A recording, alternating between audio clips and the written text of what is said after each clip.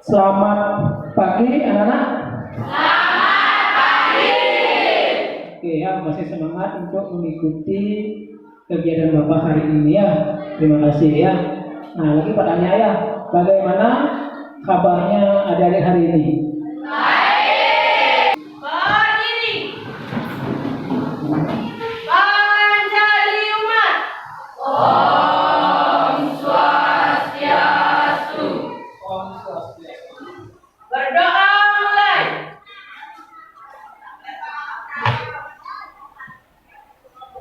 Berdoa selesai. Silakan duduk. Hadir ya? Hadir. Oke ya. Sih tujuan anak-anak ke sekolah untuk belajar? Mencari ilmu. Akan mempelajari tentang bahasa. Ya, kita ya tujuan pembelajaran hari ini ya Bapak sampaikan. Bapak mengambil model PBL. Kelima, bentuk penilaian ada tertulis ya dan kerja kelompok. Gitu ya. Kenapa? Karena ada penilaian sikap, pengetahuan dan keterampilan. Ya.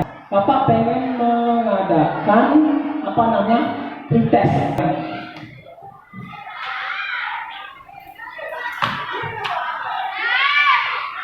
Nah, sebelum kita mulai materi yang kita bahas, Pak kasih motivasi dulu biar semangat mengikuti materi yang kita ajarkan sekarang. Nanti fokus ke depan sekarang, ya, fokus ke depan. Inilah materi yang Bapak akan bahas hari ini, ya. Siapa bisa baca yang ada di depan? Silakan, dia baca dia. Pasar dan jenis-jenis pasar. Nah, ini silakan amati videonya dulu ya. Kita kasih video. Silakan amati ya. Silakan amati videonya ya. Di sana ada video.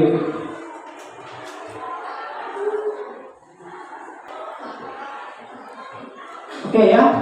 Kita cukupkan videonya, ya. Nah, di sini kan pokok bahasan yang Bapak akan bahas hari ini, ya. Ada definisinya, ada pembagian pasar, ya. Ada pasar yang sempurna, monopoli, ya, monopolistik, oligopoli, ya. Nanti ada pemasaran, ya. Ada pasar bebas, ada efisiensi dan intervensi pemerintah. Pasar tradisional, kan ada pasar yang bersifat modern. Kalau pasar tradisional itu bisa melakukan tawar menawar. Contohnya pasar Pasangkan, ya, pasar Selat, pasar Karanganyar yang ada di Bidayat, itu silakan ada tawar menawar di sana. Nah, kalau pasar modern, contohnya seperti minimarket, swalaya, itu jenis-jenis pasar, ya. Berdasarkan banyak yang menjual dan pembeli terdapat 4 jenis pasar.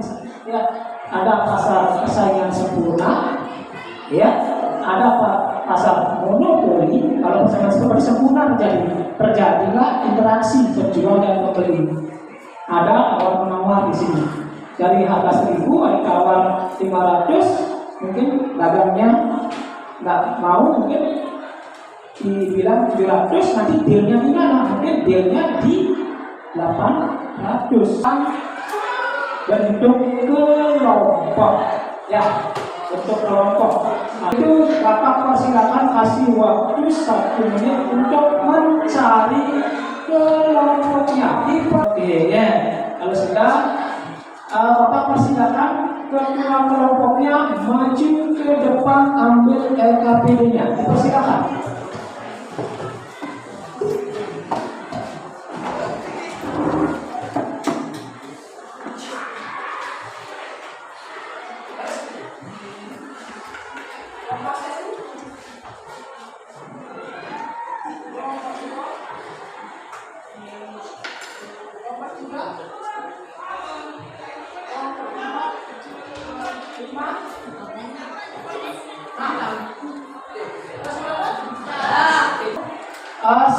Silakan amati LKPD yang ada di sana.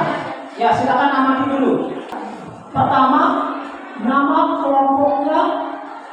Ya, nama kelompok 1. Tulis kelompok 1. Ya. Terus nanti ada nama kelompoknya. Silakan tulis nama kelompoknya. Ya, petunjuk pengisiannya. Ya, di sana sudah ada lembar soal. Ya, di LKPD sudah tampilkan lembar soal. Silakan kerjakan soal 1 sampai 5. Nanti di akhir Bapak pengen mempresentasikan hasilnya ke depan. Ya, mempresentasikan hasilnya ke depan. Bisa dikerjakan? Bisa. Oke, kalau bisa Pak kasih waktu 25 menit untuk mengerjakan. Waktunya dimulai sekarang. Silakan. Ya, sambil Pak pantau ya. Pak pantau, silakan kerjakan. Nanti kalau ada permasalahan, mohon secepatnya laporkan Pak.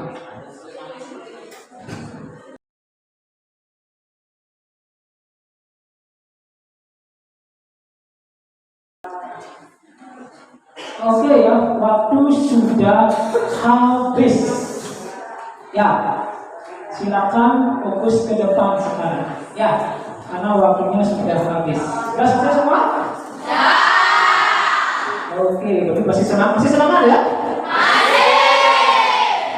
Oke, terima kasih ya. Kalau bisa kelompoknya diam dulu ya.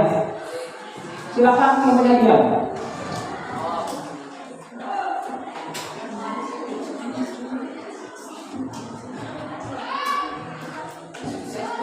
Oke, dipersilakan kelompoknya diam. Perkenalkan nama saya Nikomadia Susripani. Perkenalkan nama saya Renata Budi. Perkenalkan nama saya Cynthia Primatari. Perkenalkan nama saya Iwayan Adit Pratama. Di sini saya akan mempresentasikan hasil jawaban dari kelompok kami. Cobalah menguraikan apa yang kalian ketahui mengenai pengertian pasar. Pasar adalah tempat kegiatan jual beli barang atau jasa yang dilakukan oleh pihak penjual dan pihak pembeli. Cobalah menguraikan macam-macam pasar. Menurut jenis barang yang diperjualbelikan. 2. Menurut luasnya jaringan distribusi. 3. Menurut waktu bertemunya antara pembeli dan penjual. 4. Menurut sifatnya. 5. Menurut strukturnya. Cobalah menguraikan fungsi-fungsi pasar. 1. Fungsi pasar sebagai fungsi distribusi. 2. Fungsi pasar sebagai penentuan harga. 3. Fungsi pasar sebagai fungsi promosi. 4. Fungsi pasar sebagai fungsi stabilitas ekonomi. Siapa saja yang terlibat dalam kegiatan di pasar? Pedagang, pembeli, tengkulak, dan distributor. Cobalah menguraikan apa peran pasar dalam kehidupan masyarakat. Pasar berperan sebagai penambahan pendapatan negara melalui pajak dan retribusi. Dengan begitu, negara akan memperoleh tambahan pendapatan melalui devisa dari ekspor dan impor. Lewat pasar, pemerintah juga mampu mengontrol kegiatan ekonomi serta menjadikannya sebagai tempat membantu kebutuhan pembangunan nasional. Baik, di sini apakah ada yang bertanya? Dipersilakan kelompoknya Desi. Silakan dengan Desi. Jelaskan apa yang dimaksud dengan konsep pasar dalam kegiatan bisnis. Terima kasih atas pertanyaannya. Di sini saya akan menjawab. Pasar dalam ilmu ekonomi adalah tempat bertemunya penjual dan pembeli untuk melakukan transaksi jual beli produk barang dan atau jasa. Transaksi jual beli yang terjadi tidak selalu memerlukan lokasi fisik. Pasar yang dimaksud bisa merujuk kepada suatu negara tempat suatu barang dijual dan dipasarkan. Ya, kasih pos dulu ya. Dan siapa lagi yang akan bertanya? Silakan Kak.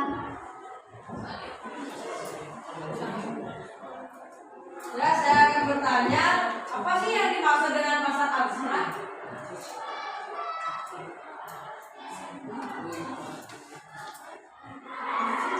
Pasar abstrak merupakan pasar tidak nyata di mana transaksi antar penjual dan pembeli hanya dilakukan melalui telepon, internet. Interaksi yang terjadi antara penjual dan pembeli akan menentukan tingkat harga suatu komoditas atau barang atau jasa dan jumlah komoditas yang diperjualbelikan. Sekian, terima kasih Pak, dan saya minta maaf. Di sini saya akan mengakhiri dengan para pesanti. Om Santi Santi Santi Om. Nah, karena sudah semua tampil, berarti diskusi kita sudah selesai. Kita akan simpulkan, ya, simpulkan tentang materi yang kita diskusikan hari ini. Ya, silakan simpulkan.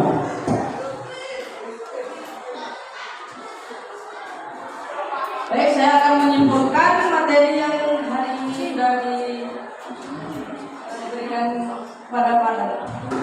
Pasar adalah tempat kegiatan jual beli barang atau jasa yang dilakukan oleh pihak penjual dan pihak pembeli. Menurut jenis barang yang diperjualbelikan, menurut luas jaringan distribusi, menurut waktu bertemunya antara pembeli dan penjual, menurut sifatnya, menurut strukturnya. Fungsi pasar sebagai sumber distribusi, fungsi pasar sebagai pembentuk harga, fungsi pasar sebagai fungsi produksi, fungsi pasar sebagai fungsi stabilitas ekonomi. Ya, kita ke penutup. Ya, karena sudah selesai kasih belum, kita akan ke penutupnya. Ya, ada siapa? Ada Pak Kasih refleksinya di sana. Ya, tanya balik ya. Bagaimana proses pembelajaran hari ini? Menyenangkan atau tidak? Menyenangkan. Oke, masih semangat ya? Nah, terus apa namanya?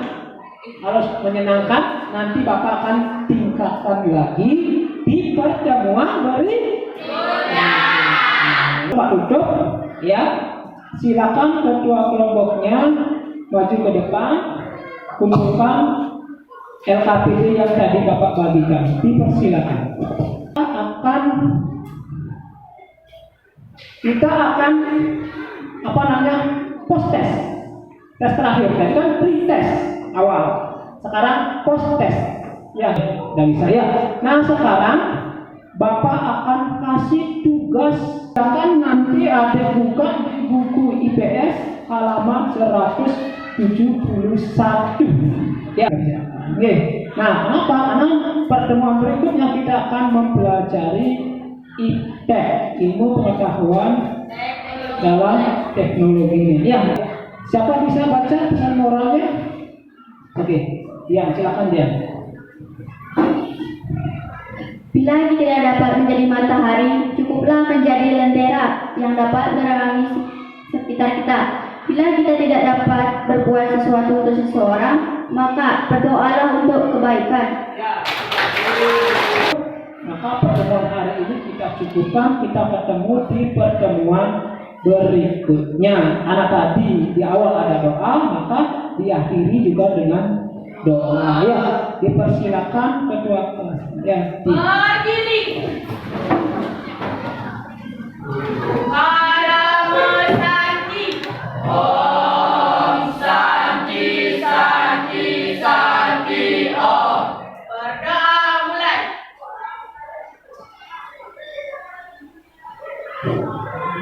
Berdoa selesai. Silakan.